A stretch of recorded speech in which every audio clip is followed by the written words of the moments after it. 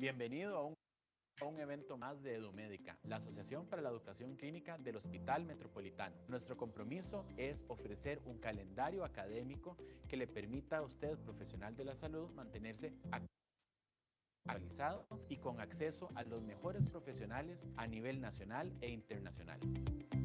Hola, soy el doctor Andrés Bierni, que es el director general del hospital. También soy oncólogo médico y hematólogo. Quiero darle la bienvenida a la charla de hoy. El programa de EduMédica es nuestro compromiso con la educación continua en el hospital para todos los profesionales de salud. Este es un proyecto que iniciamos en el año 2023 y que cada vez más se ha consolidado como una oportunidad adicional de educación médica continua. Hemos hecho un esfuerzo importante en traer profesionales de altísima calidad y personas que vengan a compartir conocimiento.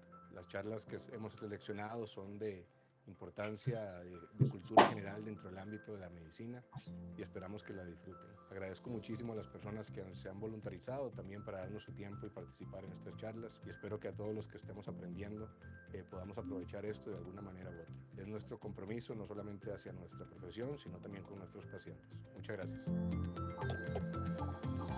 Le invitamos a seguir y a compartir nuestro contenido en nuestras redes sociales. Nos puede encontrar en LinkedIn y en YouTube como EduMédica HM. Y ahí, en nuestras páginas, podrá encontrar grabaciones previas y todo el calendario académico que le tenemos preparado. Le felicitamos por mantenerse actualizado en beneficio de su profesión y sobre todo de nuestros pacientes para siempre estar ofreciéndole la mejor medicina a su alcance.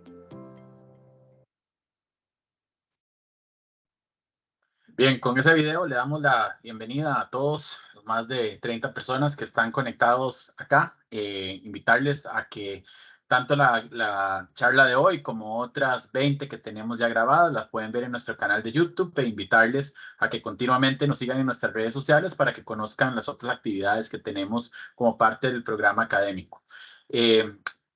También, por último, comentarles que el 1 y el 2 de febrero tenemos un simposio internacional en alianza con the International Skeletal Society, donde vamos a tener a 4 ponentes internacionales, radiólogos de Estados Unidos, España y Argentina, que nos van a estar hablando de la radiología musculoesquelética en un programa que se llama el Radiology Outreach Program y que por primera vez viene aquí a Costa Rica. Entonces, pues la invitación a todos ustedes es un programa teórico-práctico, donde vamos a estar descubriendo nuevos conocimientos, destrezas y una actualización en radiología musculoesquelético.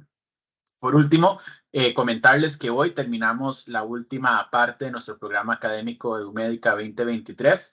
Esto lo hemos hecho en alianza con Medicina Corporativa, con el Centro de Salud Mental Herrera Miguetti, con el Centro de Nutrición Clínica y hoy con el Departamento de Urgencias del Hospital Metropolitano.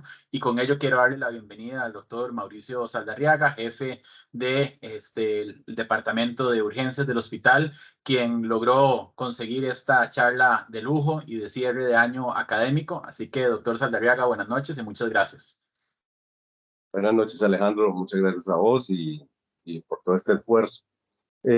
Hoy, como bien está en la presentación, la charla para cerrar el año no podía ser, o sea, para un banquete de Navidad. Es una charla de shock. Y pues, ¿quién mejor que uno de los speakers más pedidos por muchos de ustedes, por no decir casi todos, el doctor Leo Chacón, doctor Leonardo Chacón? Leo es internista, es intensivista, brillante, un académico, pero más que eso es la capacidad que tiene él de transmitir los conocimientos y para utilizar los lenguajes de ustedes los millennials, un excelente speaker. Leo es intensivista graduado de la Universidad de Costa Rica, profesor de pre y posgrado de la Universidad de Costa Rica, es intensivista en el Hospital Calderón Guardia, es profesor de WinFocus y pues es vicepresidente de la Asociación de Medicina Intensiva de Costa Rica. Bueno, de verdad, es un gusto, un placer y más que eso, un honor de tenerlo acá y podernos todos instruir y degustar esa charla como un paquete académico navideño. Leo, buenas noches. Doctor, me sonroja semejante introducción. La verdad le agradezco la invitación y tan bonitas palabras. Voy a creérmelas. Pero la verdad muy agradecido por la invitación. Usted me conoce, ya nos hemos topado en estas instancias. A veces el problema es quedarme callado, más bien. Entonces, hoy voy a tratar de sintetizar lo más que pueda el tema que les traigo. Voy a ir compartiendo la pantalla de una vez para ir acompañando estas palabras.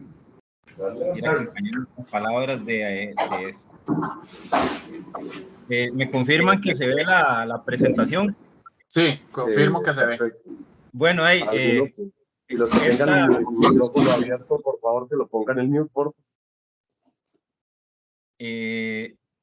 Esta diapositiva inicial es precisamente para agradecerle, ¿verdad?, a las personas que están conectadas, porque yo sé que para esta época del año ya una charla de actualización médica, ¿verdad?, se siente como demasiado. Ya andamos pensando en regalos, en tamales, en vacaciones. Entonces, a todas las personas que me están viendo y me están escuchando, les agradezco de antemano su tiempo y su atención, porque yo sé que podrían estar haciendo algo más productivo y voy a tratar de justificar este tiempo que me están dedicando de la mejor manera posible. Sé que el tema es actualización de shock en general. Sin embargo, el enfoque de la charla va a ser principalmente centrado en shock séptico, y ya les voy a contar por qué específicamente esta situación. Ya el doctor Saldarriaga me hizo el favor de presentarme, no los canso con eso, pero sí, como siempre, lo mejor es tratar de empezar con una perspectiva histórica. Desde 1800, los soldados, ¿verdad?, en la guerra civil se dieron cuenta que la amputación salvaba vidas, porque había algo después de contener la hemorragia que hacía que algunos soldados igual tuvieran un mal desenlace y perecieran. Y cuando se logró identificar que la necrosis que conllevaba las heridas de las extremidades, si se manejaba adecuadamente esta fuente de problemas con una amputación, inclusive a pesar de lo rudimentario que eran las amputaciones, hay documentación de que se salvaron miles de vidas. Entonces, ya desde ese momento sabíamos que algo que no era la pérdida de sangre podía comprometernos el sistema.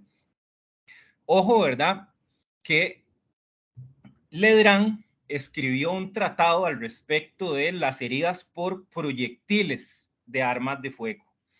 Ese libro fue traducido por otro cirujano inglés llamado John Clark.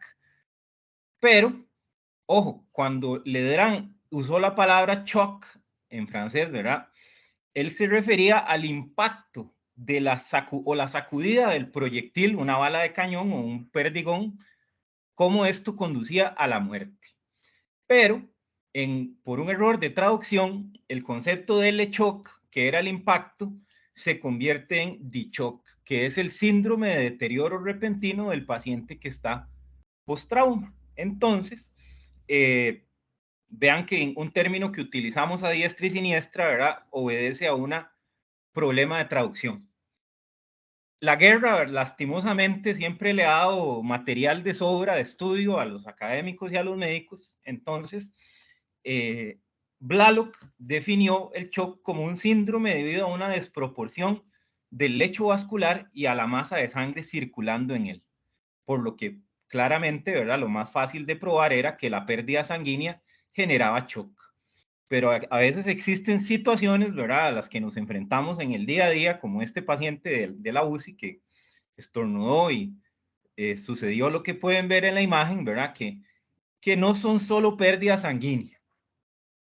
Cuando se habla de estrés, decía Hans Selye, premio Nobel de Fisiología y uno de los padres del eje hipotálamo-hipófisis, básicamente Hans Selye lo que decía es que cuando se habla de estrés, todo el mundo sabe lo que la palabra quiere decir, pero nadie sabe qué es en realidad. Cuesta mucho definir qué es estrés. Y eso que Hans Selye sabía bastante del tema. Vean que él presentó lo que se llamaba la reacción del estrés, a pesar de que en ese momento no se sabía que la hipófisis tenía regulación por parte del hipotálamo. Él logró presentar esta desglose de todo el ajuste que al que el estado de shock llevaba al ser humano.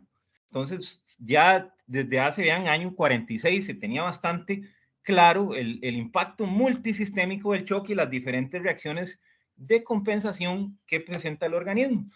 Y ojo, ¿verdad? Que estos procesos naturales de compensación del shock son los que nos han dado en su mayoría los medicamentos que utilizamos para atender el shock en sus diferentes formas.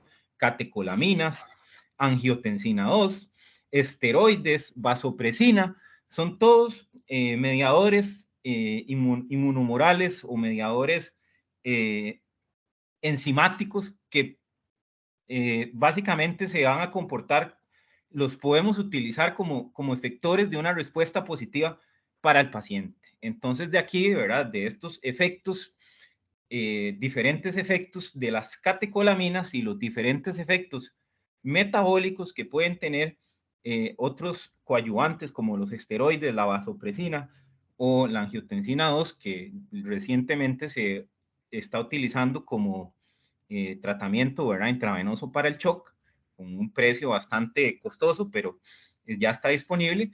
Lastimosamente aquí en el país ni siquiera tenemos vasopresina, ¿verdad? Una situación que es muy lamentable, pero recordemos que lo que hacemos en el día a día para tratar a estos pacientes no es más que una amplificación de lo que ya tenemos en el código genético al respecto de qué hacer con el shock. Tampoco se trata de esto, ¿verdad? Se trata de anticipar el shock tempranamente y no nada más, como dicen los colegas de México, súbale las aminas hasta que la guardia se termina. Entonces, no se trata de entregar un paciente, ¿verdad? Premortem sostenido con medicamentos, sino tratar de anticiparnos a la falla multiorgánica y al punto de irreversibilidad. En el 67, Max Harry-Weyl y algunos colaboradores agrupan el shock en 7 categorías. El hipovolémico, la pérdida de volumen circulante en relación al contenedor. El cardiogénico, en el que lo que falla es la bomba. El obstructivo, que pues tiene un componente de bloqueo al flujo sanguíneo.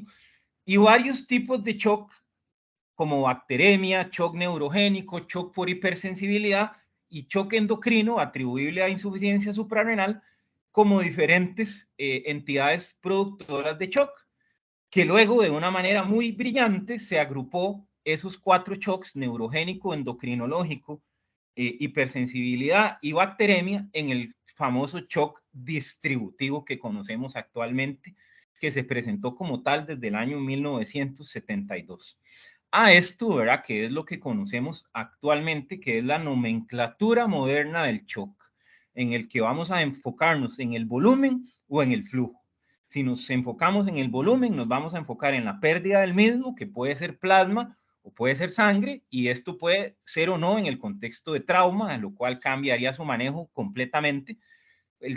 La distribución del volumen, que puede ser por permeabilidad o por pérdida del tono vascular, o las dos cosas, como lo que ocurre principalmente en el shock séptico. La falla de bomba, que ojo, ¿verdad? Que normalmente pensamos shock cardiogénico y pensamos en el infarto, pero es importante, ¿verdad? Recordar que el corazón tiene músculo, tiene válvulas y tiene sistema eléctrico, y que los 3 pueden ser causal de shock cardiogénico. Y claro, ¿verdad? Que tenemos al final el shock obstructivo, que puede ser es extracardíaco y puede ser un shock obstructivo de precarga, un shock obstructivo de poscarga o un shock obstructivo de circulación pulmonar. Entonces, esos son los famosos 4 tipos de shock que nosotros toda la vida, ¿verdad?, tenemos en la punta de la lengua. ¿Por qué esta charla se va a centrar específicamente en shock séptico? Por esto, porque la mayor cantidad de pacientes graves que vamos a ver en esta vida están infectados. Y entonces, a este es el tipo de shock al que hay que prestarle más atención. No que no importe el shock cardiogénico, no que no importe el shock hipovolémico, no que no debamos separar diagnosticar un shock obstructivo y resolverlo, pero el día a día de los pacientes es la infección. Y bueno, la infección es un problema muy serio. Todos los años vemos congresos, actividades, marchas, manifestaciones, cenas para recoger dinero en cáncer, en eventos cerebrovascular, en infarto, en trauma.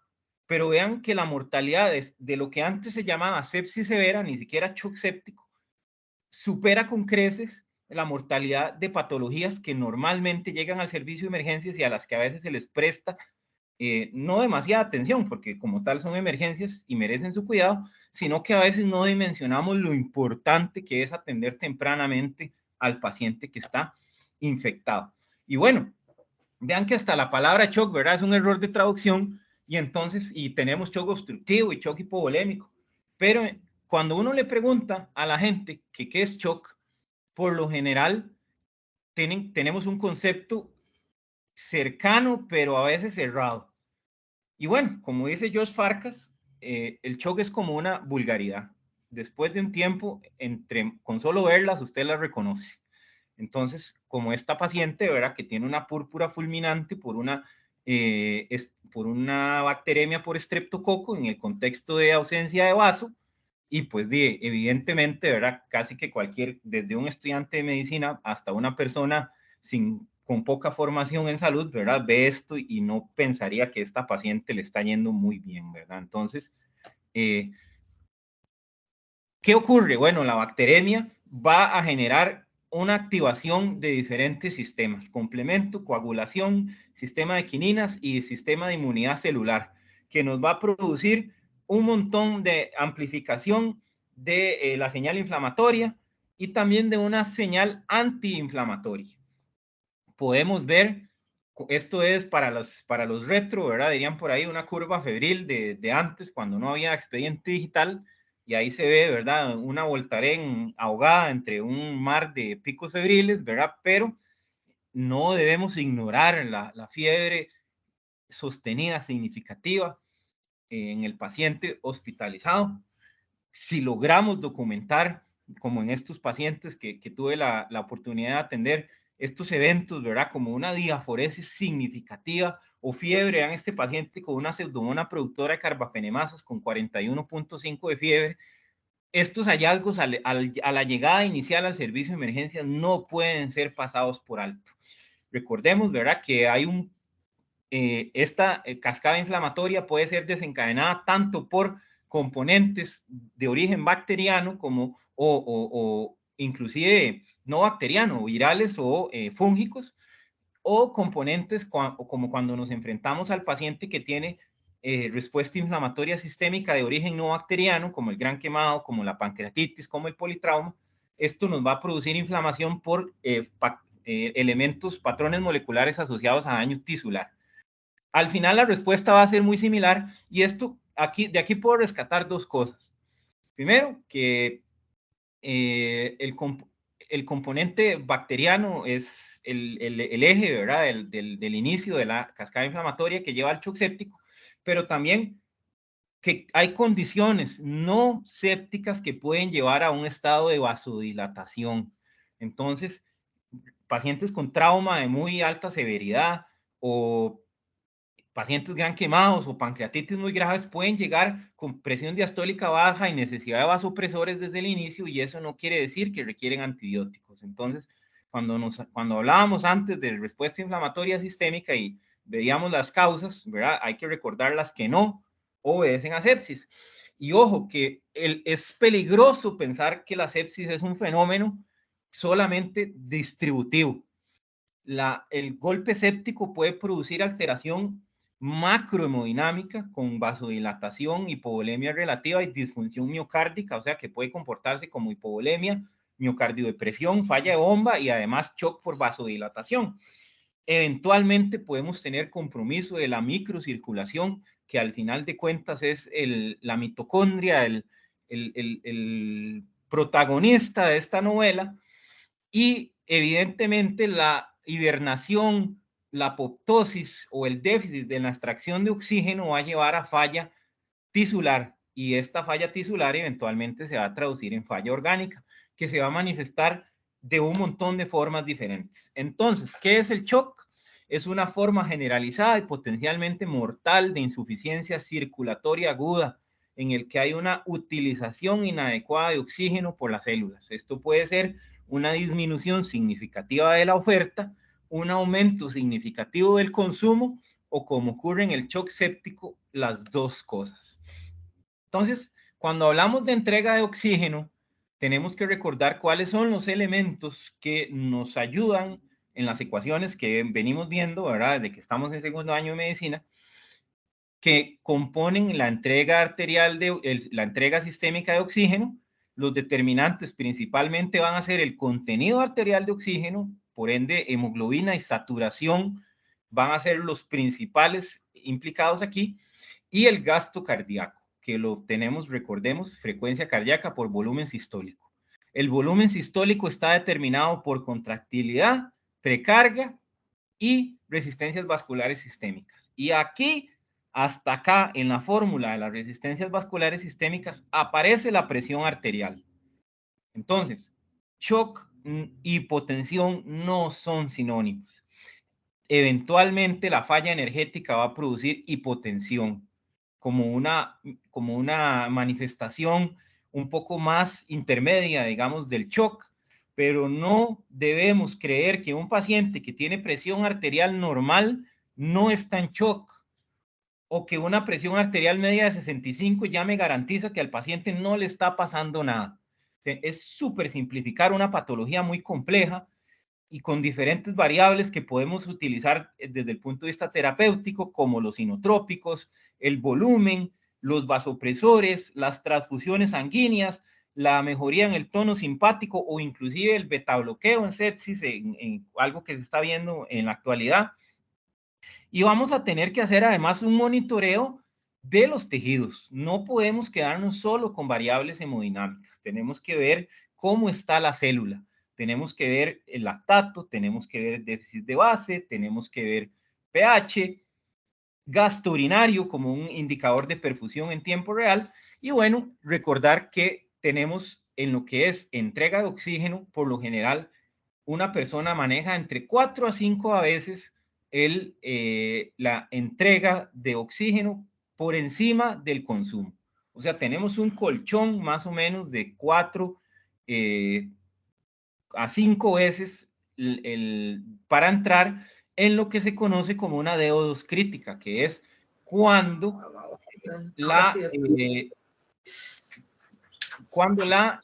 se vuelve la entrega de oxígeno se vuelve dependiente de flujo y entonces entramos en una zona en la que un pequeño bajonazo nos puede producir grandes cambios de sufrimiento orgánico. Entonces, esta es la curva usual de shock.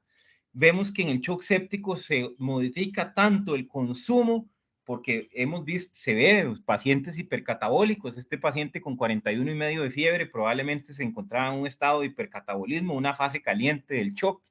Entonces ahí se aumenta tanto la demanda metabólica como se compromete la entrega a medida que se va afectando la hemodinámica. Entonces aquí podemos entender cómo a medida que disminuye la entrega de oxígeno, empieza a aumentar el lactato de forma correlacionada. Ojo, ¿verdad? Que el lactato hay que tomarlo con pinzas en shock. El lactato depende del aclaramiento hepático, entonces no se puede utilizar en pacientes con falla hepática. El lactato no equivale a que el paciente le falta volumen. El lactato lo que habla es de sufrimiento celular, de un aumento de las catecolaminas circulantes y vamos a ver también un aumento en la tasa de extracción de oxígeno hasta que se da la falla mitocondrial y más bien pasamos a ver un evento diferente que es el de la disoxia, que es cuando ya por más que se mejore la hemodinamia, el paciente ya no responde porque pasó el punto de no retorno a nivel microcirculatorio. Entonces aquí con respecto al lactato, tenemos que pensar en el lactato hipóxico y el lactato no hipóxico y tenemos que también pensar en que hay condiciones como la fiebre, el dolor, la agitación psicomotriz, las convulsiones, que pueden producir aumento de lactato, y eso no quiere decir que el paciente requiere 2 litros de solución salina o 2 gramos de meropenem. Entonces hay que ser muy juicioso a la hora de analizar el lactato en los pacientes. En la modernidad se plantea que el estudio de la microcirculación es algo que nos va a ayudar a guiar la terapéutica, porque si ven en la imagen de la derecha, hay una pérdida significativa en la densidad de los capilares en un paciente que está en shock séptico, y además un flujo enlentecido. Vean que podemos casi que contar los eritrocitos con así a puro ojo, ¿verdad? Mientras que aquí se ve un flujo más laminar uniforme. Entonces, lastimosamente, ¿verdad? Una capilaroscopía sublingual en este momento no la tengo disponible en el Calderón Guardia, pero sí tengo disponible el llenado capilar, que es en este momento el gold estándar de reanimación, inclusive mejor que el lactato, según demostró el estudio Andrómeda Shock desde el 2018. Entonces, tenemos que utilizar el llenado capilar. Insisto con esto.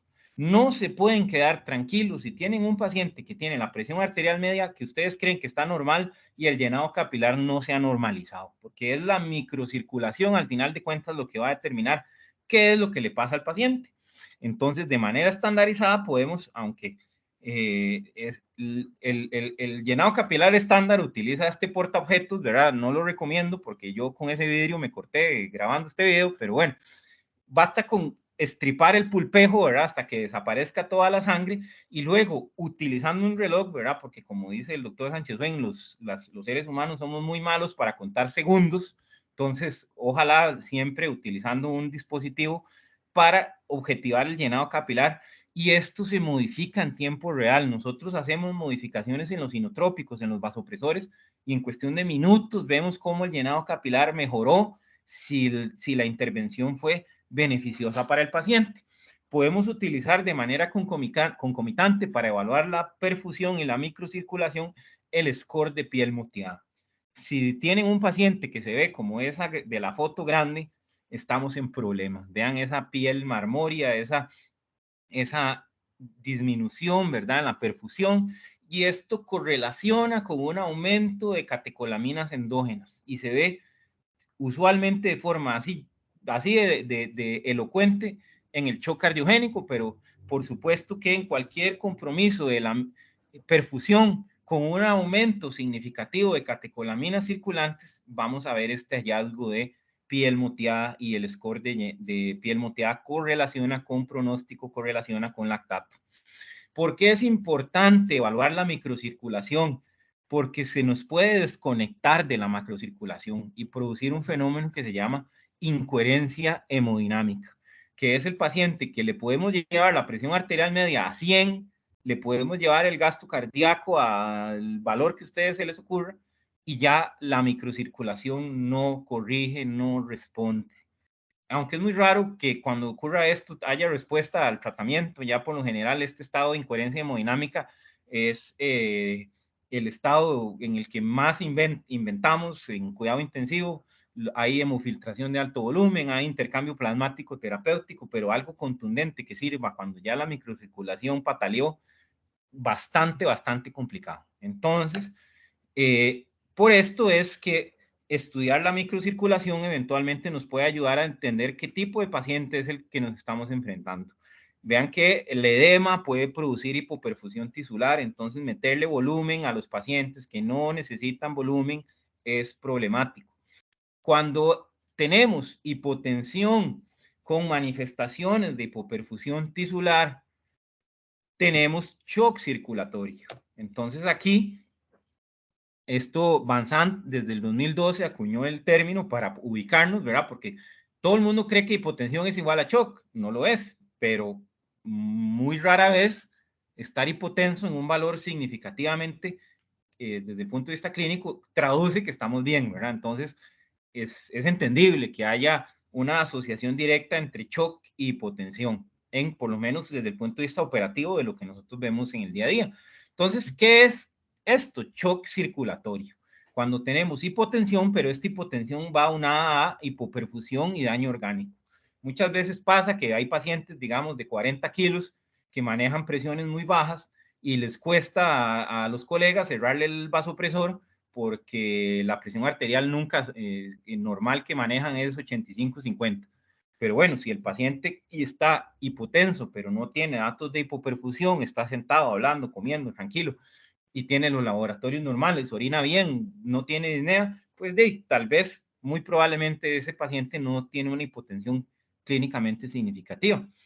Pero si tenemos estos hallazgos de compromiso microcirculatorio más hipotensión, entonces estamos ante una emergencia médica. Entonces, un poco de hipotensión con hipoperfusión y daño orgánico objetivo es un shock clásico. ¿Cuáles son los daños orgánicos que nos importan? Disfunción hepática, que si ya estaba golpeado el hígado desde antes de que el paciente se infecte, es un predictor de mortalidad. Ojo, ¿verdad? Que la colestasis inducida por sepsis es un fenómeno bastante frecuente. De hecho, antes, en los criterios de sepsis grave, ¿verdad? Venía la colestasis como un criterio de diagnóstico.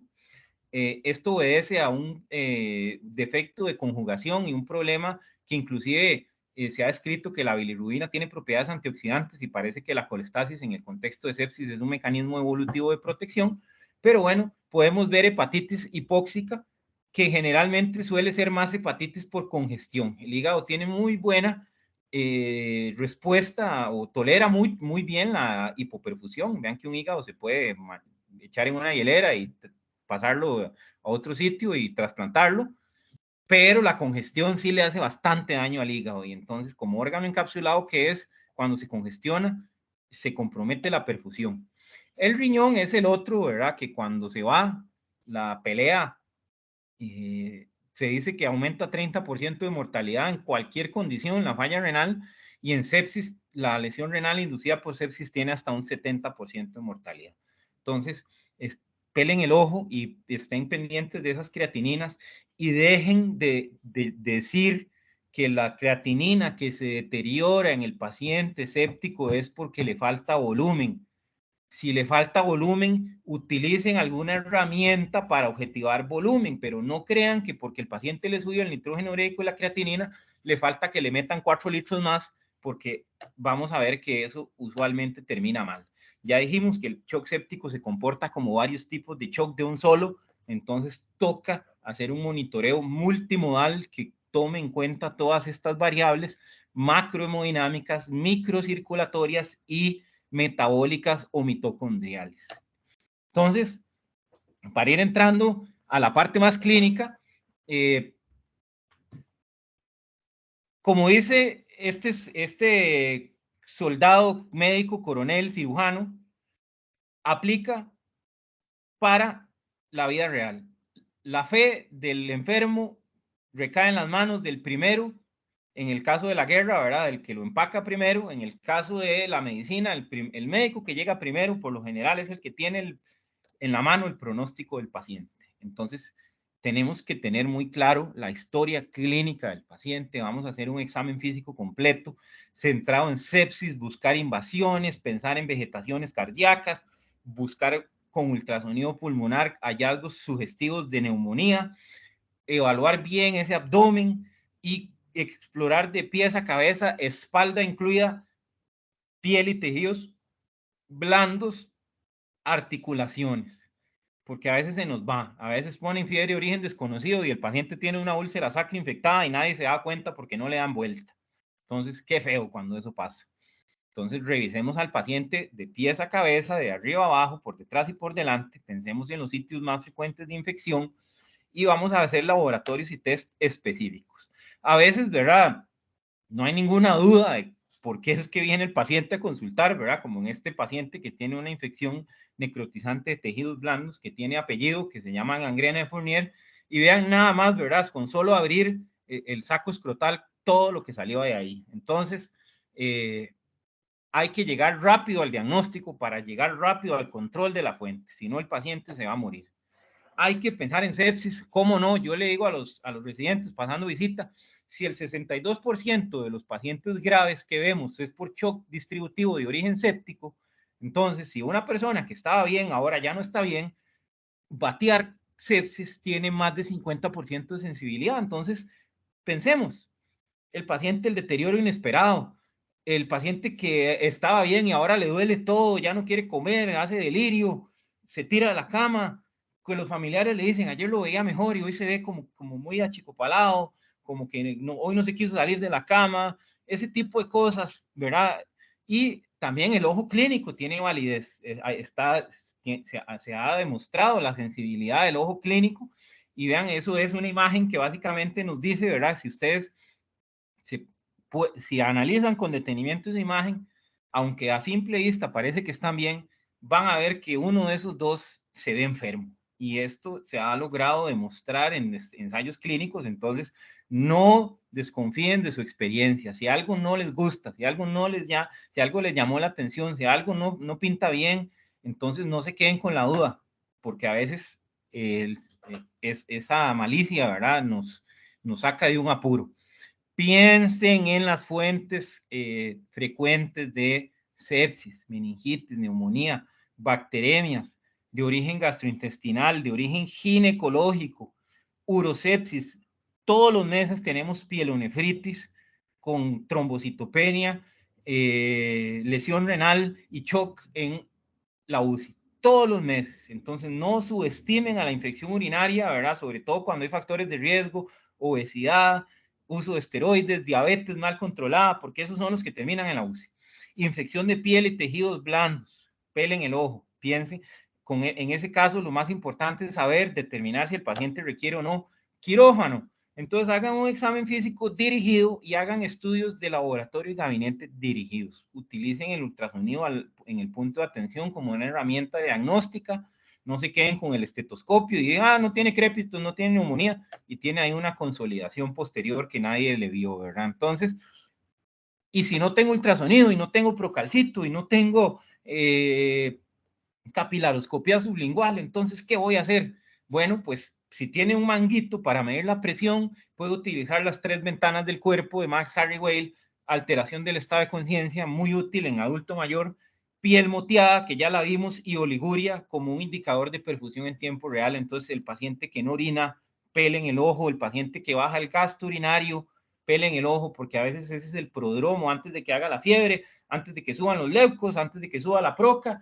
Enfermería en la UCI lo que nos reporta es, doctor, este paciente en el turno solo orinó 100 y ayer había orinado 2500, entonces vean a ver por qué fue. Y esto en una gran cantidad de las veces es porque el paciente está infectado.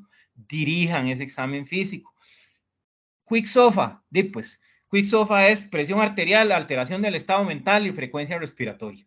Pareciera mentira que haya que decirle a los médicos que tienen que revisar esto, ¿verdad? Entonces a mí la verdad la existencia del Quick SOFA me parece como algo más común de ensayo clínico que algo que me sirva, porque qué clase de examen físico le hago a un paciente grave si no reviso estas 3 cosas.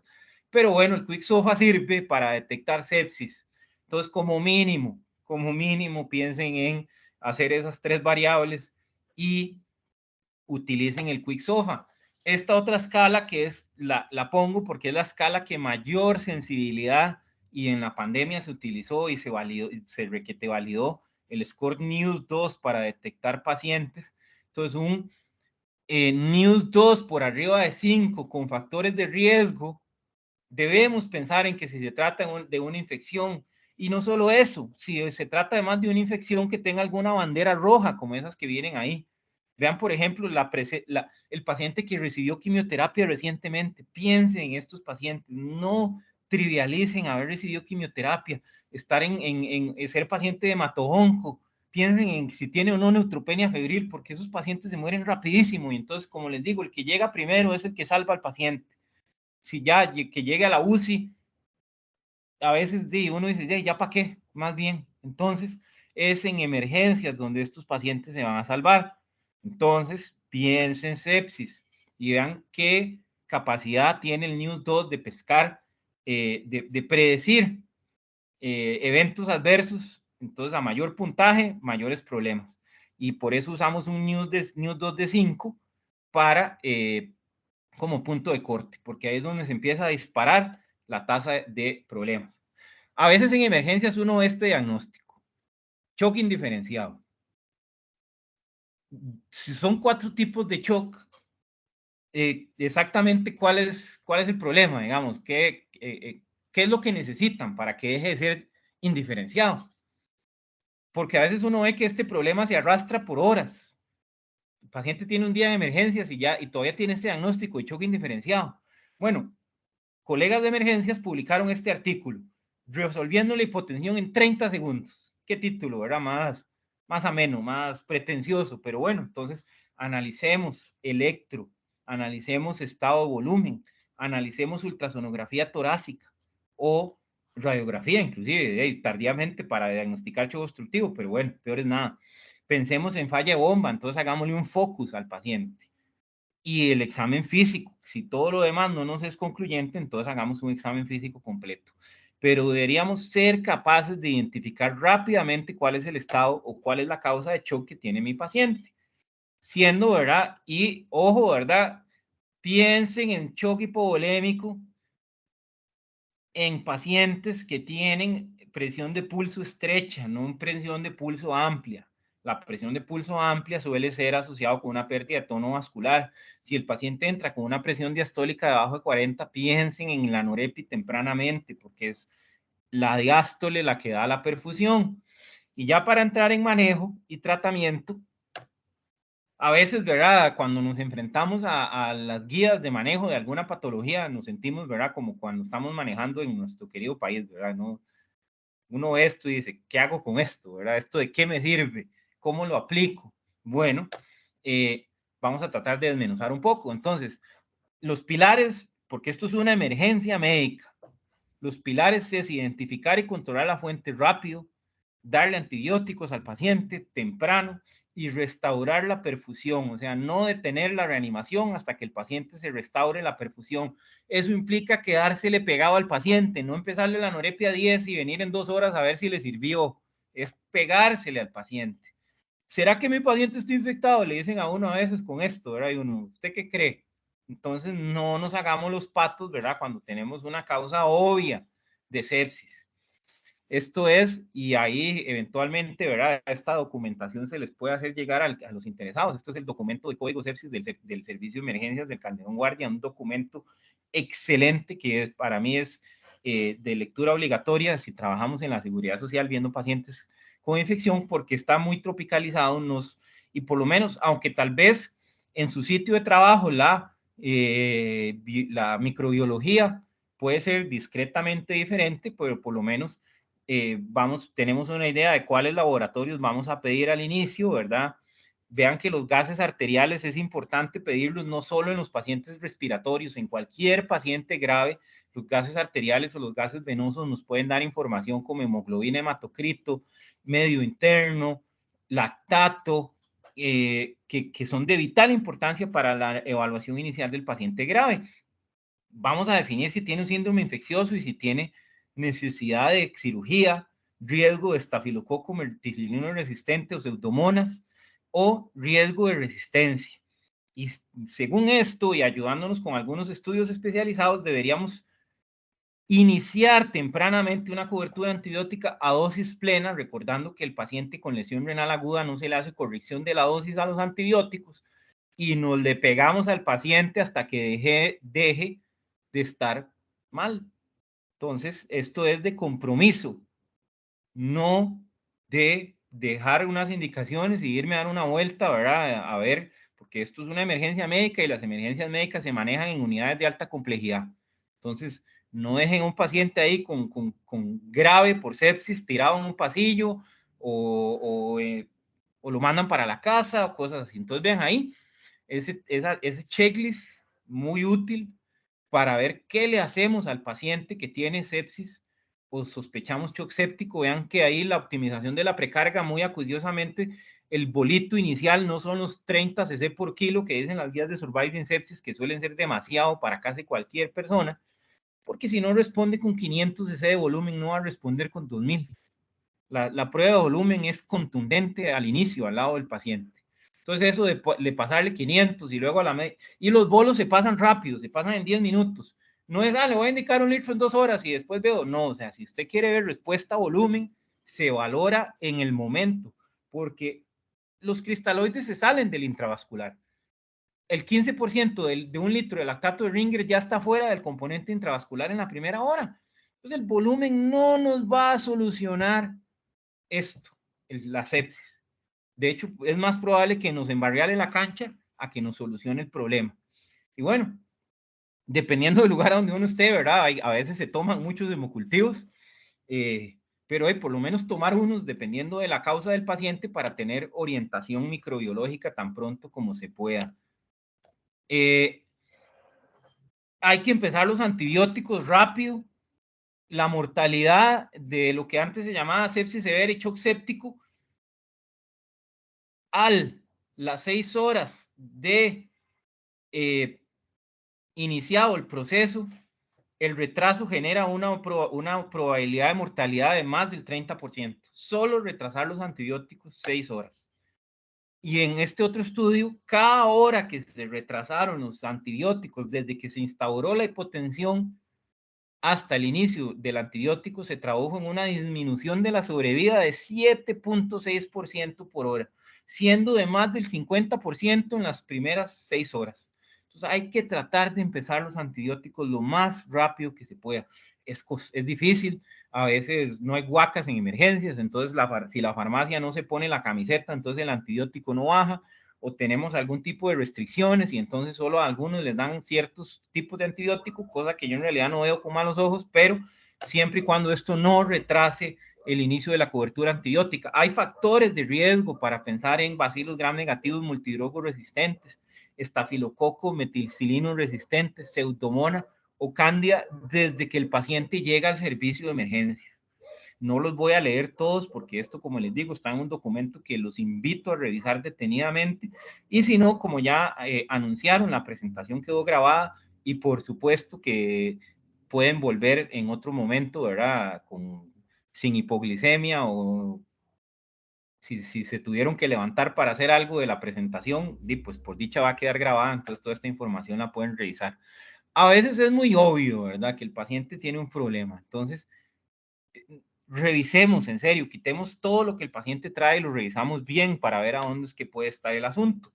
Porque esto, ¿verdad? A veces ya es la señal de que vamos a enfrentarnos a un problema serio, de que vamos a enfrentarnos a un problema que requiere bisturí, de que vamos a enfrentarnos a una cobertura antibiótica que no son 1 ni 2 semanas, sino 4 o 6 semanas, como mediastinitis, empiemas. Entonces, ¿verdad? Y bueno, esto espero que no estén encenando, pero bueno, a veces pasa que nos enfrentamos, ¿verdad? Bacteremia. Si tenemos una bacteremia por estafilococo, estamos en la obligación de pensar en endocarditis. Obviamente cualquier bacteremia, pero más probablemente si tenemos un estafilococo. Esto es cuando no sabemos, ¿verdad? De dónde el paciente está infectado, no se le ve nada, no se le ve nada concluyente del ultra, no se le ve nada concluyente del examen físico. Entonces, pues bueno, estos son unos criterios de cuándo debemos considerar el TAC corporal en pacientes que están sépticos. Ahí les queda para que los revisen posteriormente. Terapias empíricas, esto va a ser diferente en cada lugar.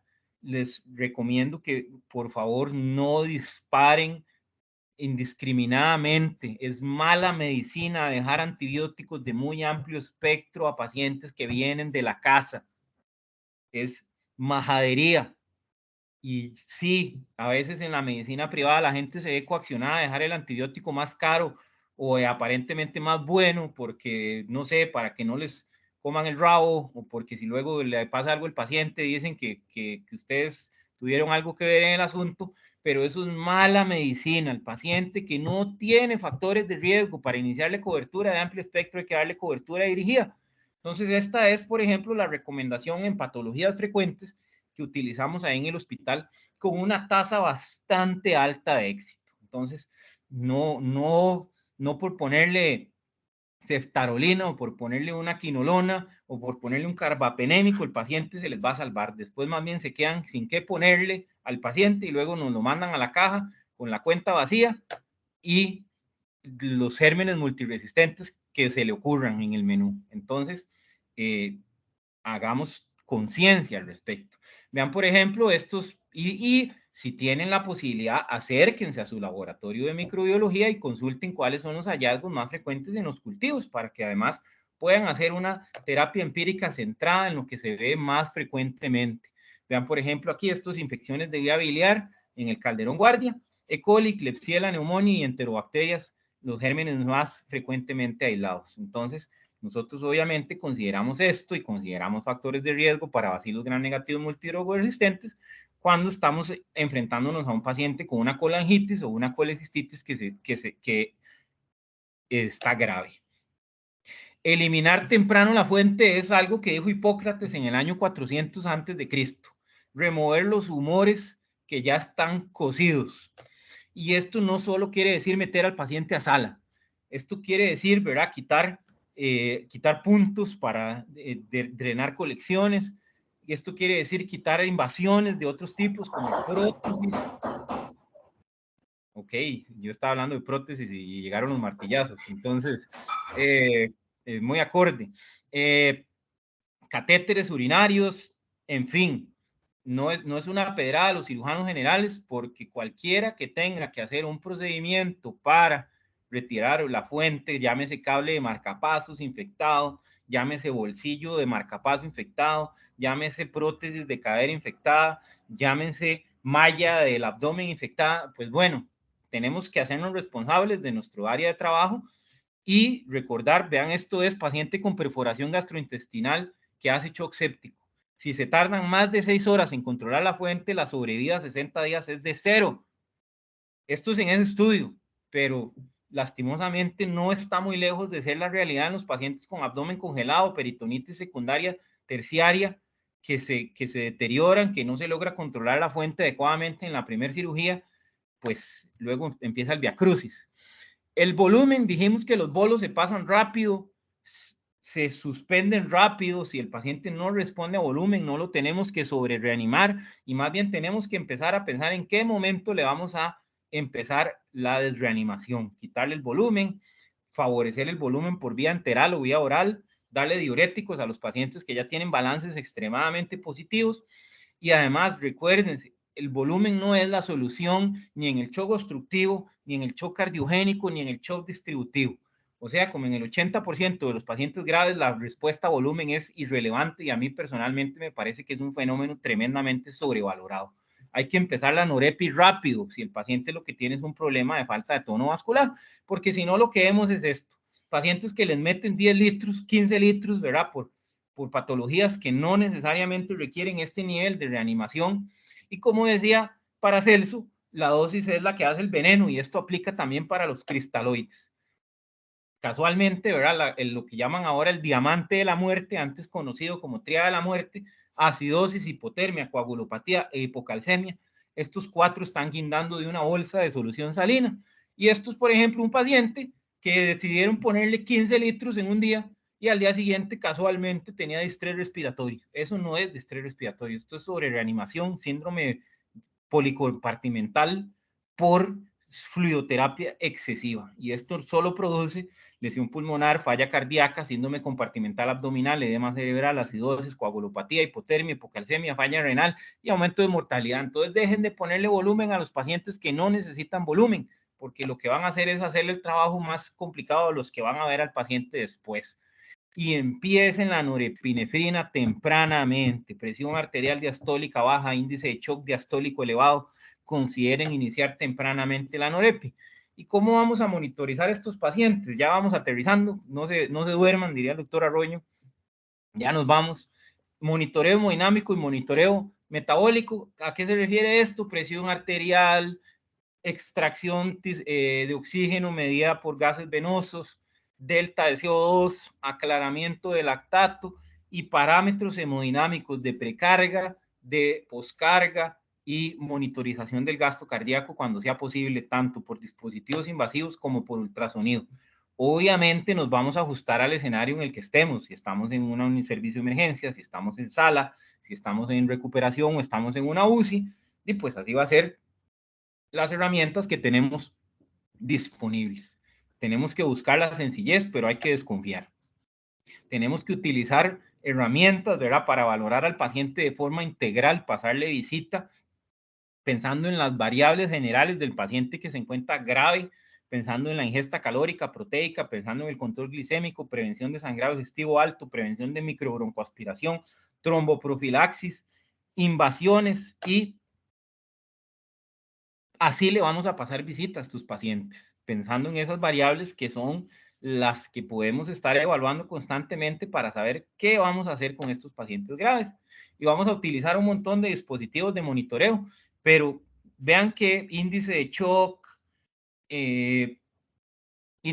diastólico, llenado capilar, son cosas que están disponibles. No crean que porque no tienen un dispositivo de línea arterial con monitoreo de onda de pulso, o que no tienen termodilución, entonces no pueden monitorizar al paciente. Eso es un error. Y el mensaje es que eso también se puede solventar con el uso de ultrasonido en el punto de atención, una herramienta que llegó para quedarse, que es de los médicos generales, que es de los paramédicos, que es de las enfermeras, que es del que lo necesite, donde lo necesite, y nos va a servir para todo, para vía aérea, para pulmón, para variables hemodinámicas de circulación, para valorar el estado neurológico del paciente, para todo lo demás. Entonces, empiecen a entrenarse en ultrasonido del punto de atención, exíjanle al doctor Saldarriaga que los llene de ultrasonidos en servicio de emergencias, porque está demostrado que en las guardias disminuye la mortalidad el uso de ultrasonido y de protocolos basados en ultrasonido para atender a los pacientes graves, y esto no solo en shock séptico, sino en cualquier tipo de shock, disminuye la posibilidad de que tengan un efecto adverso intrahospitalario. Entonces, seguro que se vería muy bonito ahí en los consultorios un butterfly o un ultrasonido portátil, apenas así para Navidad, para empezar el 2024 con todo.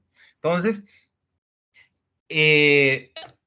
vamos a tener que integrar entonces esta exploración global con el ultrasonido, y la vamos a acompañar de todo lo que hemos venido hablando ahora, desde el examen físico completo de pies a cabeza, monitoreo metabólico y monitoreo de cosas que a veces se nos olvida, como el gasto urinario o la piel moteada. Otra gran olvidada, la presión intraabdominal en pacientes con patología intraabdominal que no están operados, o pacientes con pancreatitis. Podemos hacer este dispositivo artesanal para hacer la medición de la presión intraabdominal con un transductor de presión sencillo, pero a veces, ¿verdad? No hace falta medir la presión intraabdominal porque tenemos pacientes, ¿verdad?, que se ven así, y entonces de ahí está muy claro, ¿verdad?, qué fue lo que llevó a ese paciente al servicio de emergencias, y a veces se cumple la máxima que decía el doctor Jara en el San Juan de Dios: lo que empieza en la panza, termina en la panza. Entonces, y de monitoreo metabólico, déficit de base y lactato, bicarbonato y anion gap, cosas que podemos medir en unos gases arteriales comunes y corrientes, que se traducen en severidad, que se traducen en pronóstico. Entonces, utilicen el déficit de base, no se compliquen con el bicarbonato para saber si un paciente tiene acidosis metabólica. Si el paciente tiene un déficit de base de -3, tiene acidosis metabólica, punto. Entonces, esto es un dispositivo de ISTAT con gases arteriales al lado del paciente, y ahí se ven las variables que podemos utilizar. Entonces, vean la hemoglobina. Si el paciente a veces tenemos un shock hemorrágico y le hacemos un ISTAT y sale hemoglobina indetectable, pues bueno, ese paciente no ocupa cristaloides, necesita hemocomponentes. Entonces, no pongan fluidoterapia si el paciente lo que tiene es anemia y el volumen que podrían transfundir es sangre o hemocomponentes. Eventualmente vamos a llegar al shock refractario. Aquí ya empieza a haber una zona gris y turbulenta de terapias con evidencia muy discutible y costosa además. Y básicamente vamos a llegar a lo que mencionamos ahora, la pérdida de la coherencia hemodinámica. Entonces, preocúpense si el paciente el llenado capilar no se le mejora. Preocúpense si después de ponerle norepi, inotrópico, volumen, sangre, el lactato no baja. Y esto se acompaña de no mejoría en el examen físico ni en las otras variables clínicas. A veces un solo estudio, ¿verdad? Un solo lactato, si lo demás está mejor, a veces el paciente quedó con un problema de aclaramiento hepático y el lactato baja más lento. Entonces no se estresen si respondió al volumen rapidito, si respondió a la norepi, si le pusieron antibióticos, si pescaron en la infección que era correctamente. Si el paciente va bien, una sola variable no debe ser motivo de cambiar todo el manejo, pero por lo menos motivo de cuidado sí. Y eventualmente, pues vamos a recurrir a todos los remedios, incluyendo, si fuera necesario, soporte extracorpóreo o intercambio plasmático terapéutico. pero como les digo, aquí ya estamos llegando muy tarde y es un tema más de unidad de cuidado intensivo que de servicio de emergencias. Entonces, 1 hora exacta, la verdad, les agradezco su permanencia. Veo 66 personas conectadas, cuando empecé habían 30, me caigo de espalda, hay más personas que cuando empecé. Les agradezco demasiado el tiempo, les agradezco demasiado la atención. Y doctor Saldarriaga, quedo en sus manos, no sé si hay preguntas, si algún comentario, me pongo a su disposición. Ya la gente está cansada, entonces... Hay 66 dispositivos conectados, pero hay gente de algunos servicios de emergencias que están en un dispositivo 3 o 4. O sea, ahí realmente muchas gracias, Leo, ¿verdad? Que siempre es un honor y un placer realmente escucharte. Una pregunta mientras algunos se van animando a hacerte unas 2, 3 preguntitas para no retrasarte mucho. Betabloqueadores en shock séptico, que se ha hablado en los últimos añitos por ahí, se van Claro, tirando. tiene todo el sentido del mundo, ¿verdad? Recordando que estos pacientes que tienen lactato elevado, que tienen piel moteada, tienen una concentración elevada ya de catecolaminas endógenas. Entonces, a veces llegan pacientes, ¿verdad?, que tienen, típico paciente joven con una infección grave, que hace frecuencias cardíacas de 180, que hace gastos cardíacos que el monitor le dice a uno más de 20, ¿verdad? En esos pacientes parece que ese exceso de catecolamina, sobre todo a nivel cardíaco, se puede traducir en un mal desenlace. Entonces, parece contraproducente, porque si le estamos poniendo catecolaminas a un paciente, entonces, ¿cómo le vamos a meter betabloqueadores, verdad? Se oye como contrasentido. Bueno, es que no es cualquier betabloqueador, ¿verdad? Es un betabloqueador cardioselectivo intravenoso de administración titulable, que es el esmolol, ¿verdad? Entonces, cuando lo tengamos, tal vez pueda opinar desde la experiencia, ¿verdad? Pero lo que se plantea es que en los pacientes que tienen una taquicardia excesivamente alta en este contexto, se podría considerar una infusión de betabloqueador para bajar la frecuencia cardíaca y mejorar el acople hemodinámico, ¿verdad? Porque a veces esta taquicardia disminuye tanto el tiempo de fase diastólica que el paciente tiene un mal llenado por pura frecuencia cardíaca. Pero hay que tener mucho cuidado, ya que entramos en este tema, en la taquicardia del paciente que está inestable hemodinámicamente por un motivo que no es el corazón. Porque a veces hay un paciente, ¿verdad?, en shock séptico que llegó por neumonía cantada, tiene frecuencia de 150 y como tiene norepi ya alguien está agarrando las paletas, ¿verdad?, para quemarlo. Y esos pacientes, a veces, cuidado, no, esa frecuencia cardíaca es la que los tiene sostenidos, ¿verdad? Entonces uno ve que cardiovierten un paciente con una taquicardia que no explica la inestabilidad y se termina de clavar. Entonces pelen el ojo, ¿verdad?, con ir a cardiovertir un paciente con una frecuencia cardíaca que no explica una inestabilidad. Una frecuencia cardíaca de 150, 160 en un paciente que ya tiene el diagnóstico de sepsis, rara vez ocupa, si no es un ritmo peligroso como una fibrilación auricular de alta respuesta. Inclusive en esos escenarios nosotros le damos primero tiempo al antiarrítmico intravenoso antes de recurrir a la descarga eléctrica, porque no es como un paciente con una arritmia supraventricular que se me choca por la arritmia, ¿verdad?, en el que el manejo es otro completamente, sino que esto es un paciente que está grave, que por este exceso de catecolaminas endógenas tiene el cableado, ¿verdad?, empieza a disfuncionar y esto se ve en mayor medida como el delirio. Entre más edad, más probabilidad de que hayan arritmias cardíacas, ¿verdad?, secundarias a la sepsis. Entonces, pelen el ojo con irnos a quemar, ¿verdad?, de primera entrada a un paciente que está inestable hemodinámicamente sin que la arritmia sea la causa. Porque a veces da taquicardia, ¿verdad?, dan ganas de hacerle algo, pero cuando uno hace el monitoreo hemodinámico dice, ay no, lo que tiene sostenido este paciente más bien es la frecuencia cardíaca, porque tiene las resistencias vasculares tan en el suelo que el corazón es lo único que mantiene la perfusión. Entonces, yo por eso, digamos, me parece que es un tema que está muy cele y me parece que fallamos más en poner norepi tempranamente a los pacientes que lo necesitan que enredarnos la cabeza con el minúsculo grupo de pacientes que se va a beneficiar de ponerles betabloqueo. Entonces, es un tema interesante, hay que darle seguimiento, pero todavía no se ha consolidado como para meterlo en una guía de práctica clínica. Entonces de ahí verán los que saben o los que lo tienen, mejor dicho, de que averiguaron cuando salgan los estudios. Mauricio, Creo que alguien levantó la mano. El doctor Mauricio. León de Meservil, nuestro director médico, que tiene la mano levantada. Qué Gracias gusto. Buenas noches, gracias doctor. por la extraordinaria conferencia, doctor Chacón. Me tocó conocer la unidad de cuidados intensivos del Calderón cuando hacíamos trasplantes de hígado y cuando Carlos Dobles y el doctor Daniel Rodríguez nos ayudaban a todo esto. Dos preguntas. Primero, agradecerle a Mauricio que te invitara a estas conferencias y al doctor Alejandro Egea, que es nuestro director de educación continua. Dos preguntas. En los gastroenterólogos vemos choque polémico, sangre en las varices y a veces son sangrados muy importantes. Y a veces se queda uno un poquito inquieto de que la idea de transfundir pacientes ahora es hemoglobina baja de 7.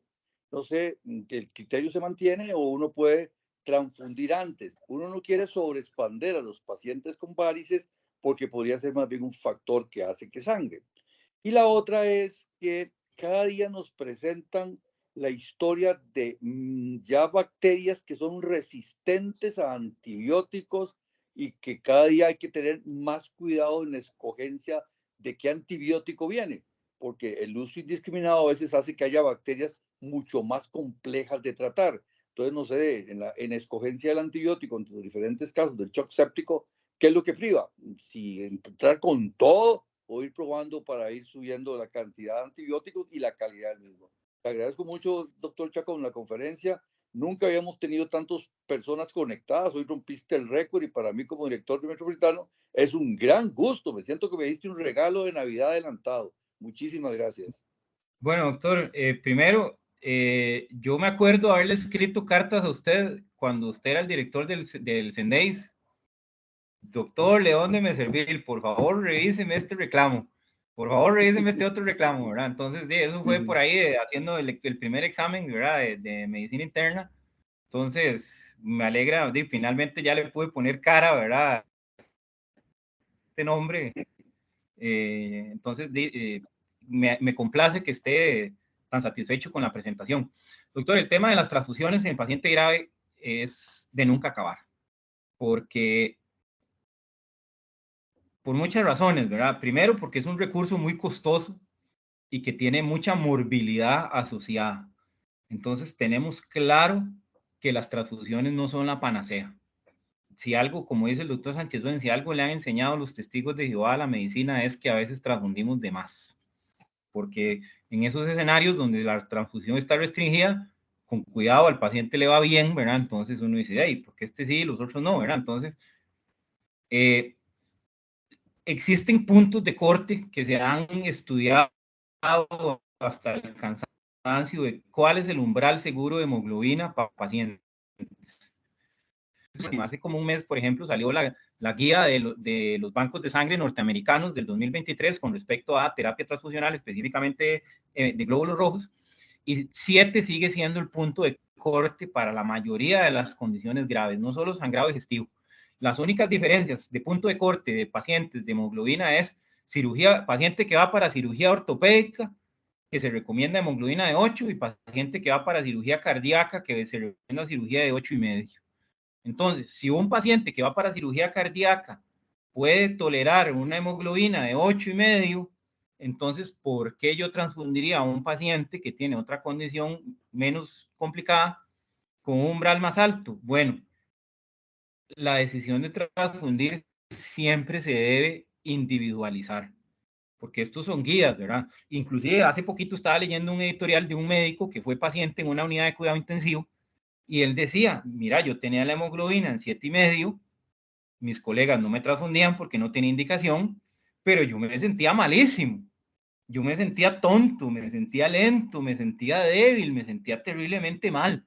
Entonces, tal vez en grandes puntos de morbimortalidad se pueden comparar estos pacientes de restrictivo versus liberal en lo que corresponde a transfusión, pero de repente, ¿verdad? Hay pacientes que corregirles de forma aguda la hemoglobina les mejora otros elementos, otras variables que no necesariamente son hemodinámicas, ¿verdad?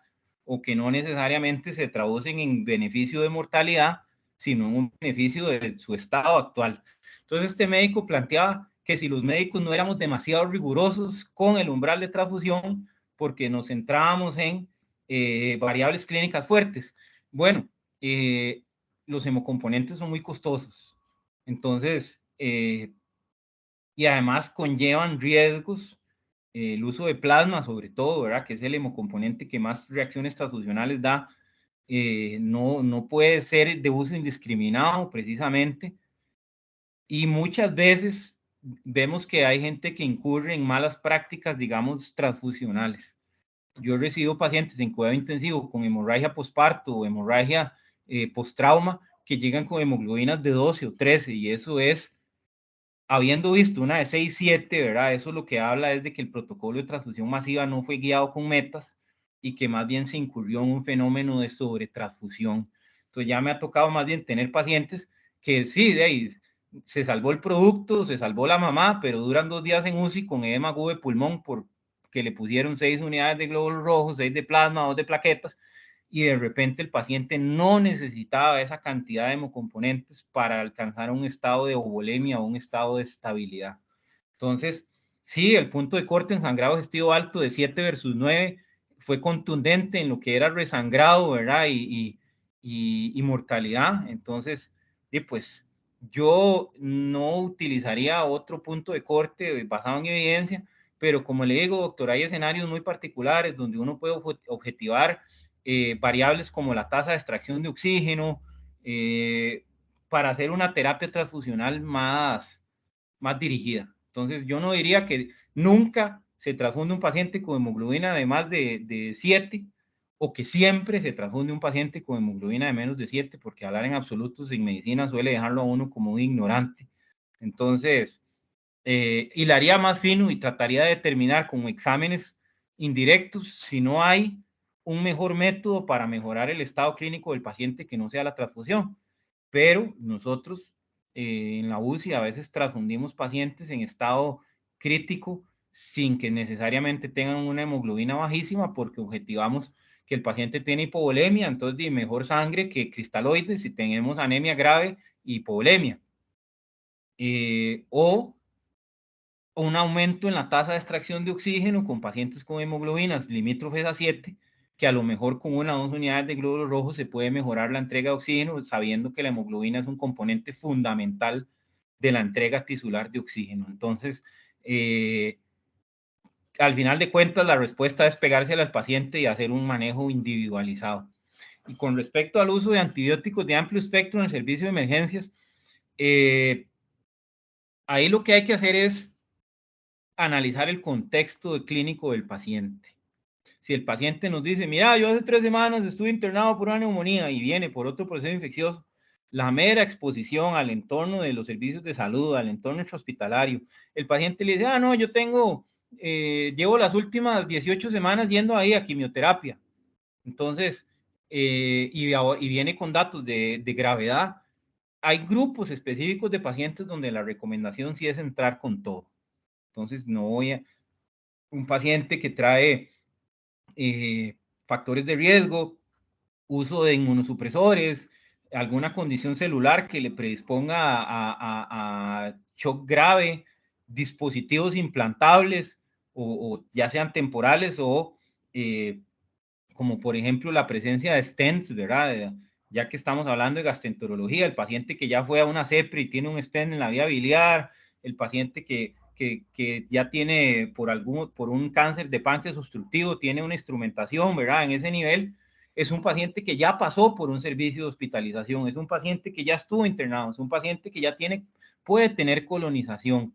Entonces, inclusive nosotros a veces, de dónde venga el paciente, se le puede hacer tamizaje por estafilococo meticilino resistente en hisopado nasal, se le puede hacer hisopado rectal por carbapenemasas. Entonces, eso nos puede ayudar también a orientarnos si el paciente tiene factores de riesgo. Y sobre todo el uso de cultivos para escalonar rápido, porque a veces entra uno ahí mero linezolida, ampicilina, y al paciente le sale un estreptococo sensible a penicilina, y entonces hay que quitar todo eso, porque uno dice, no, dejémosle el antibiótico más bueno por aquello, porque luego le pasa algo malo, pero le da una diarrea por clostridioides y dura 3 semanas internado y le da un megacolon tóxico y se muere. Entonces, de ahí, entonces a lo mejor tal vez sí había que escalar el antibiótico.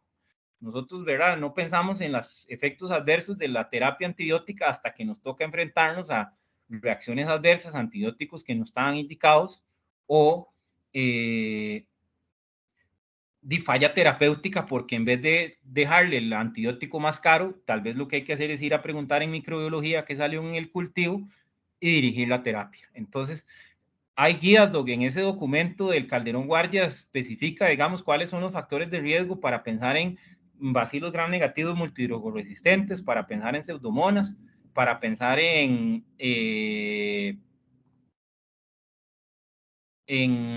perdón, me distraje un momento porque estaba cargando la presentación otra vez, pero ya la había cerrado. Entonces no voy a poner la diapositiva. Pero bueno, ahí les comparto el material vía el doctor Saldarriaga. Las diapositivas todas las van a tener a su disposición, material complementario. O sea, ahorita más bien el tema es que hay demasiado para leer. Entonces, por dicha, no padecemos de falta de información. Ahora más bien ocupamos curaduría, mentores, ¿verdad? Que nos digan por dónde entrarle al tema, porque es demasiada la información. Entonces, cualquier respuesta que le dé me voy a quedar corto, pero espero que haya contestado sus dudas con esto que acabo de decirles. Te lo agradezco mucho, doctor Chacón. Quedó muy clara la respuesta y cómo he aprendido esta noche.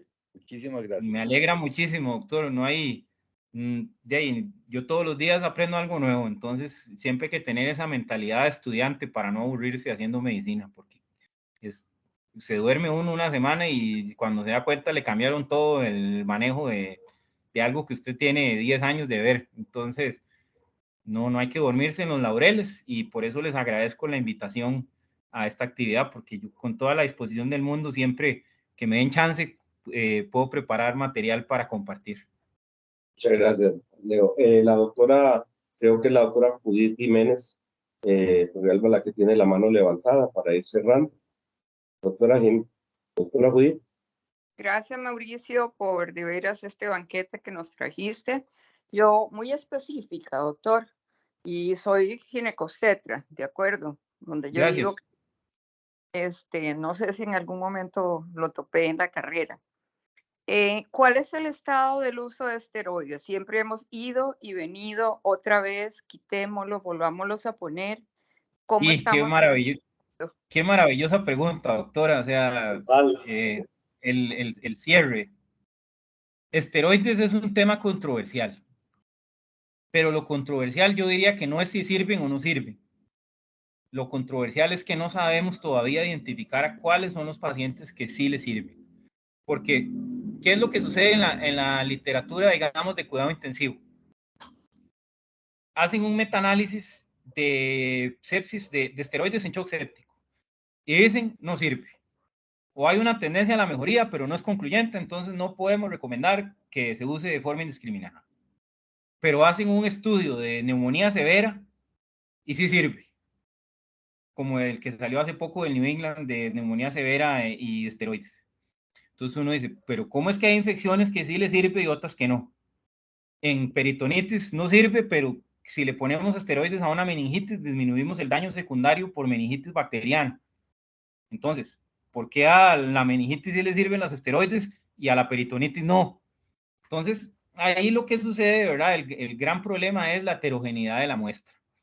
Da la impresión de que los esteroides tienen su mayor efectividad en pacientes con un primer episodio infeccioso o en el que el primer evento clínico es hiperinflamación por sepsis.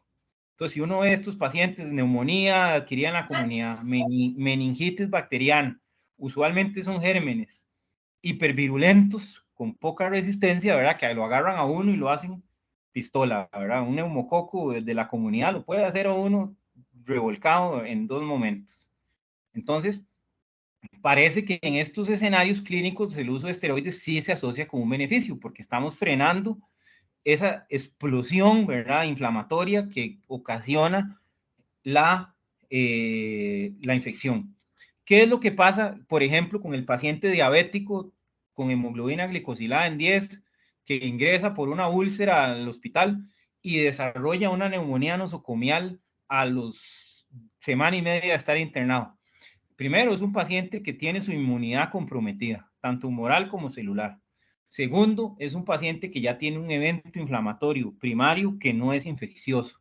Entonces ya algo, llámese trauma, llámese cirugía mayor, llámese quemadura, algo que no es sepsis lo llevó a un estado inflamatorio y ahora la infección lo pesca en un estado hipoinflamatorio, lo que llamaban antes síndrome de compensación autoinflamatoria, o lo que nosotros vemos que es que el paciente, por ejemplo, el politraumatizado tiene el mayor pico de interleucina 10 en la sala de shock. Eso ya se ha medido. Entonces el paciente politraumatizado ingresa próximamente inmunosupreso, por así decirlo. Viene con 40 de fiebre, viene con la frecuencia cardíaca en 180, pero a los 3 días está hecho un trombo y deseoso de que se le suban las infecciones, porque así es el pico y la caída, ¿verdad?, de la hiperinflamación.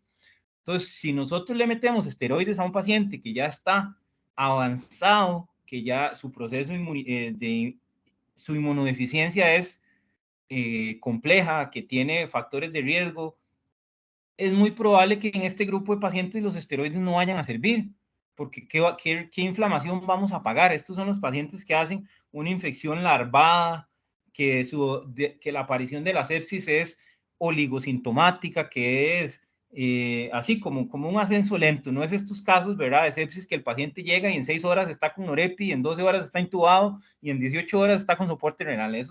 Parece que eso sí se benefician de esteroides. Y el que es el detalle, que cuando hacen un metaanálisis, meten a los pacientes con neumonía, con los pacientes con peritonitis, los pacientes con infección de herida quirúrgica, en la misma gaveta, y luego dicen, de ahí no sirve. Pero es que lo que no sirve es el estudio, no el medicamento. Y el gran problema es que no tenemos claro, y para eso eventualmente va a llegar medicina, lo que llaman ahora medicina de alta precisión, ¿verdad? Que usted llega a la UCI y le miden si tiene los haplotipos que predisponen a shock, o el perfil genotípico que predispone a sobreexpresión de interleucinas, qué sé yo. Y entonces, guiado con un perfil, ¿verdad?, inmunológico suyo, le van a dar un anticuerpo monoclonal específico y entonces a usted le van a tratar la sepsis diferente que a mí, porque usted y yo somos personas completamente diferentes, con microbioma y metaboloma totalmente diferentes. Entonces aquí el problema es que si supersimplificamos el problema, las intervenciones médicas a la hora de hacer ensayos clínicos no van a funcionar. Y eso es un gran problema en cuidado intensivo. Decía mi colega y amigo, el doctor Saúl Rodríguez, que cuidado intensivo es la especialidad más fácil de todas, porque si usted ve la medicina basada en evidencia, nada sirve.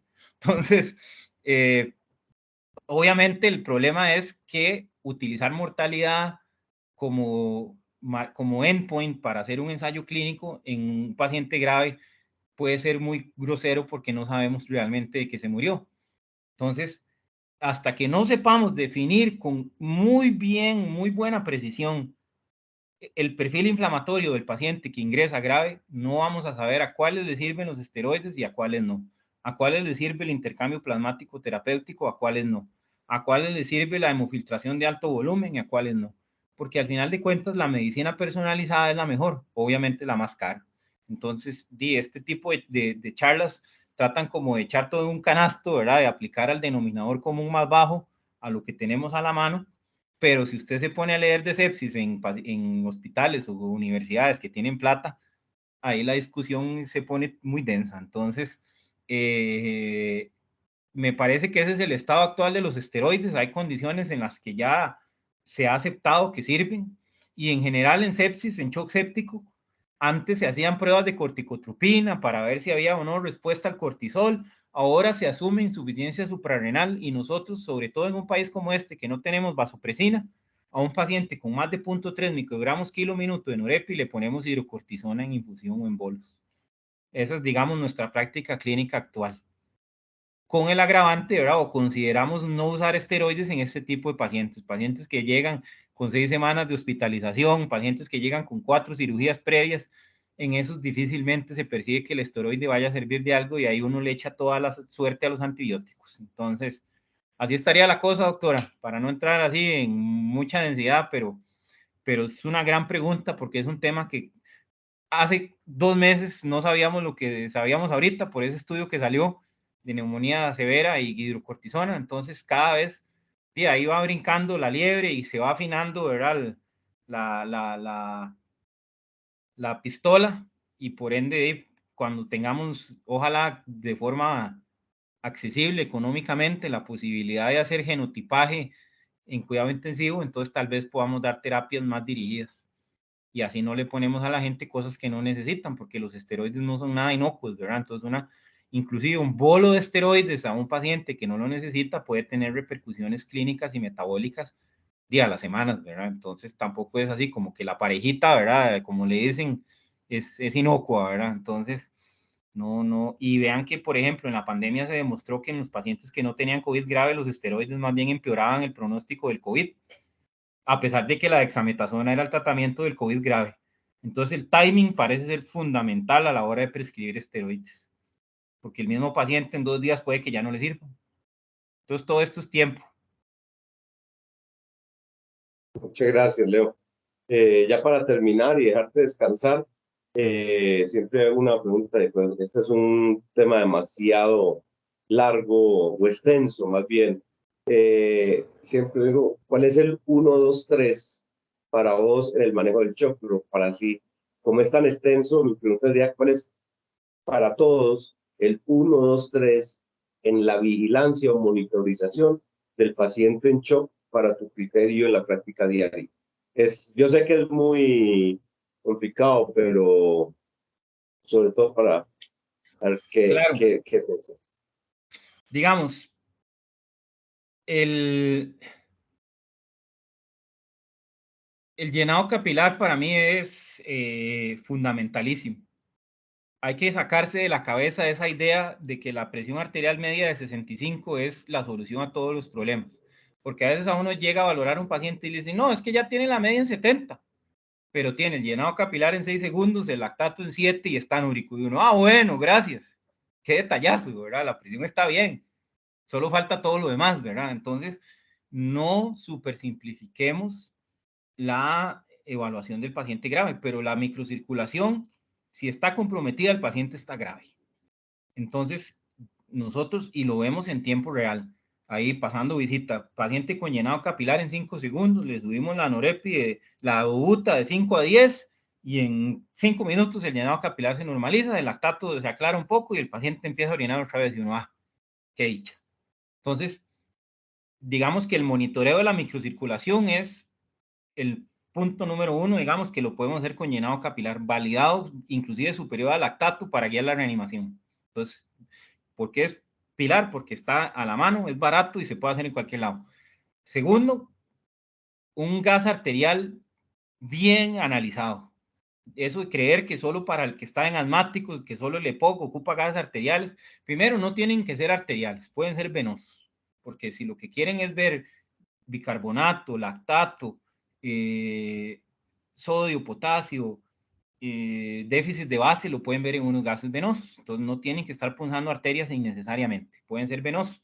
Pero no desconectemos la idea de que los gases son solo para el paciente respiratorio. Cualquier paciente que está grave se beneficia del monitoreo metabólico y los gases arteriales están disponibles en casi cualquier lado, entonces sáquenle provecho. Ahí eventualmente podemos hablar de solo de ácido base medio interno en estos pacientes, pero bueno, hoy imposible. Y tercero, vasopresores tempranamente.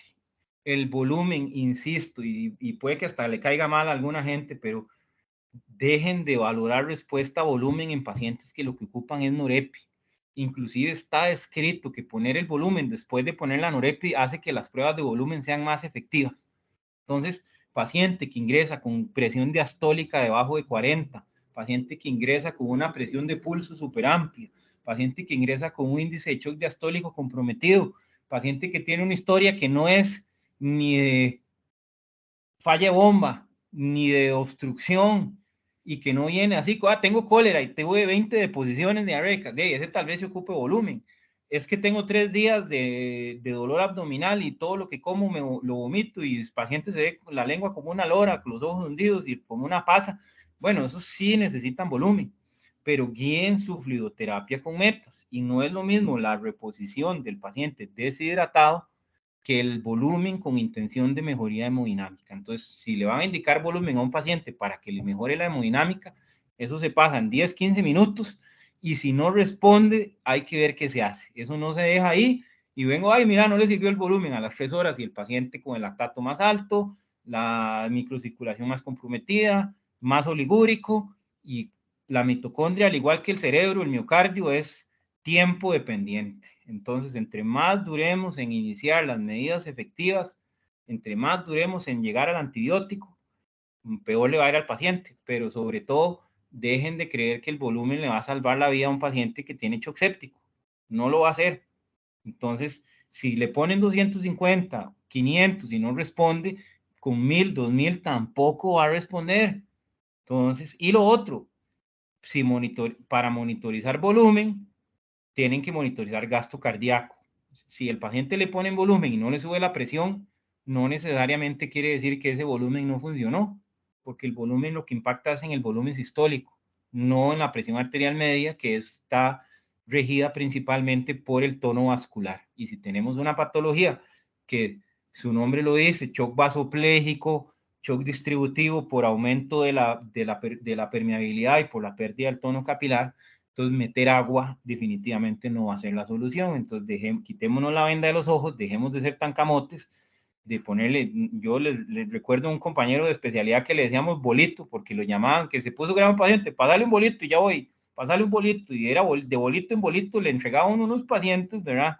Que uno hasta que lo quería guindar, ¿verdad? Cuando le entregaba el turno, ¿verdad? Entonces no sean bolito y definan rápido al paciente y coméntenlo rápido con la UCI si tiene una situación que lo amerita, porque estos pacientes necesitan un entorno de alta dependencia y a veces lo más sano también es trasladarlo, porque, o pedirle ayuda, como decía el doctor Dobles, no saber, lo importante no es saber, sino tener el teléfono del que sabe. Entonces, sí, la interconsulta temprana al especialista, al infectólogo, al colega de mayor experiencia, siempre nos va a salir beneficiando al paciente. Muchísimas gracias, Leo. Te dejamos descansar de parte pues, de todo el grupo. Ya va a comer, no ha comido. Bueno. ¿A qué horas me llega el Uber, no? Ya casi, ya casi. Alejandro Ejea y la tarjeta corporativa es el que se encarga de eso. Muy bien. De parte de todo el grupo médico, de verdad, muchísimas gracias de parte de nuestro hospital. Darte las gracias. Yo se los había anunciado que íbamos a cerrar la Navidad con un regalo navideño académico y bueno, fue ¿a qué hora se los dan? ¿Y a qué hora se los dan? No se dejen engañar, pidan algo mejor de regalo. No, muchísimas gracias de verdad y te comprometo para el año entrante en una charla. Y te prometo que te digo con más tiempo.